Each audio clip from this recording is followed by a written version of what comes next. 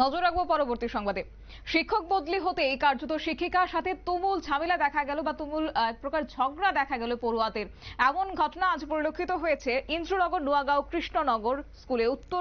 এক প্রকার উত্তেজনা সৃষ্টি হয়েছে এবং আগরতলা জিবি নোয়াগাঁও কৃষ্ণনগর উচ্চতর মাধ্যমিক বিদ্যালয়ে শিক্ষক বদলির কারণে বিদ্যালয়ের শিক্ষিকার বিরুদ্ধে বিভিন্ন অভিযোগ এনে ছাত্রছাত্রীরা স্কুলের সামনে আন্দোলনে সামিল হয়েছে। তাদের দাবি, স্কুলের শিক্ষক খুব কম, তা সত্ত্বেও স্কুলের শিক্ষিকা স্মৃতিনাথ ভালো করে ক্লাস করছেন না, সারাদিন বসে মোবাইল টিপছেন। আজ তার প্রতিবাদ করে ছাত্রছাত্রীরা আন্দোলন করতে আসলে তাদের উপর চড়াও হয়েছে স্মৃতিনাথ এবং তাদেরকে পরে দেখিয়ে দেবে বলে হুমকি পর্যন্ত দেওয়া হয়েছে। শুনুন তাহলে ছাত্রছাত্রীদের বক্তব্য। দীপেন্দু স্যার মানে ইংলিশ টিচার দীপেন্দু শর্মা, তো তাকে ডিপোর্টিং এ স্কুলে এসেছিলেন। স্কুলে এসেছিলেন আজকে, কালকে উনার লাস্ট ডেট ছিল, আজকে থেকে উনি আসেন।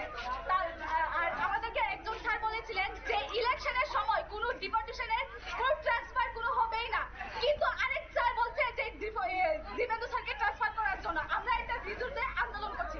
আমাদের দীপেন্দু স্যারকে লাগবে মানে লাগবে। আমাদের সাথে অন্যায় হয়েছে, দীপেন্দু স্যারের সাথে অন্যায় হয়েছে। আমরা সাথে বেমানি, দীপেন্দু স্যারের সাথে বেমানি। দীপেন্দু স্যার আমরা চেঞ্জ করছে। দীপেন্দু স্যার আমরা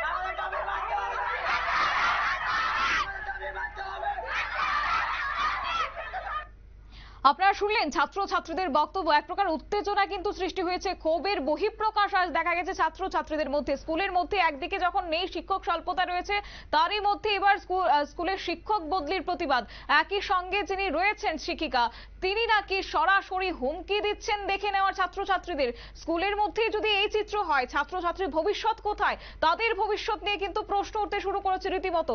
তবে আপাতত দেখার বিষয় তাদের এই বহিঃপ্রকাশ ঘটার পর কতটা এবার পদক্ষেপ গ্রহণ করা হয়। নিয়ে নিচ্ছে ছোট্ট একটি বিজ্ঞাপন বিরতি, সঙ্গে থাকুন।